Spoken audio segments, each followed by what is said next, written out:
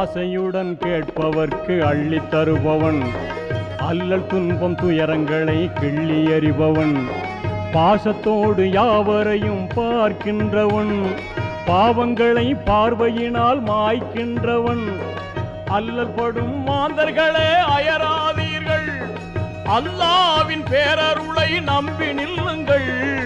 அவனிடத்தில் குறையனைத்தும் சொல்லி காட்டுங்கள், அன்பு நோக்கு தருகவென்று அழுது கேளுங்கள். இறைவனிடம் கையேந்துங்கள், அவன் இல்லை என்று சொல்லுவதில்லை.